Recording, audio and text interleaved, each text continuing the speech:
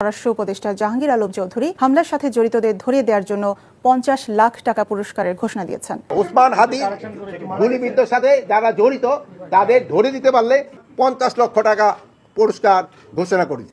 টাকা কি বলদের হকাইতে পারে নাকি ওকে বাপের টাকা যে 50 লাখ টাকা একেবারে ওই আবার নতুন করে দেওয়া লাগবে? তো বাংলাদেশের সাথে বন্দুকদারি যে ওই গরু বাছুর আছে ওগুলা কি বেতন নেয় না?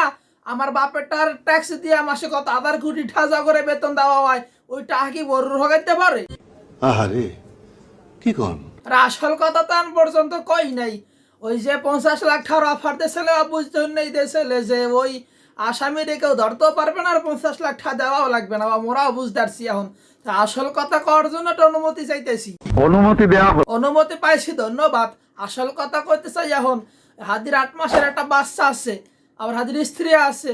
50 লাখ টাকা হাদির খুনিরে না দিয়ে এখন হাদির পরিবারের সবার জনসম্মুখে এনে দেওয়া হোক, এইটা এখন সবথেকে ভালো কাজ আমি মনে করি। যেটা এই তুই কি ডারে মোর নাম আতিকা কোন মোর পরিচয় দিয়ে কি হরবেন মুই যেটা কইছি আপনি সেইটা হনেন।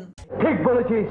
ও আচ্ছা, আমরা ক্যামেরার সামনে আইয়ে বড় বড় একটা লেকচার মারে নয়, এই যে কয় হ ঠিক, ও যে কয় হ ঠিক, সবই ঠিক, মানে সব আমাকে নুনু ফুনু বুঝে যাচ্ছেন, লেকচার মারতেছেন আমাকে সামনে গিয়ে। কি কই হ্যাঁ বোঝেন না, মানে আমরা যা কই সবই আপনাকে ধরে আসছো খেলা।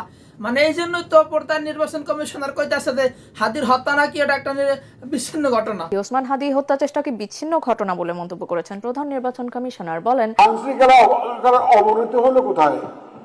একটু মাঝে মধ্যে দুই একটা খুন খারাপি হয়, এই যে হাদির একটা ঘটনা হয়েছে, আমরা এগুলো বিচ্ছিন্ন ঘটনা বলে মনে করি।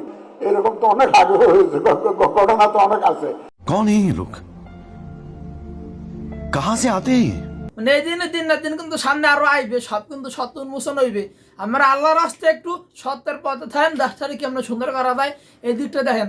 আর এই জাতির উদ্দেশ্যে আমি একটা কথা কইতেছি, লাউড অ্যান্ড ক্লিয়ার, ফর্সা কথা একেবারে।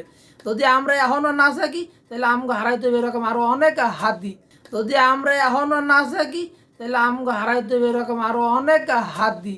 দিস পয়েন্ট লাস্ট ফিনিশিং একটা কথা লিখে কি, যে নিজের ভালো চায় না, যে জাতির দেশের ভালো চায় না, ওই জাতির অধপতন নাও একেবারে মন্দ না। এই পর্যন্ত যে আমার ভিডিওর লগে আসছিলেন, আমার কথাগুলো শুনছেন, আপনাকে অসংখ্য ধন্যবাদ। দয়া করে কমেন্টে জানাবেন আপনি আমার সাথে একমত কিনা, আর কমেন্টে কয়ে জেনে পর আমি কারণে কি ভিডিও বানাবো।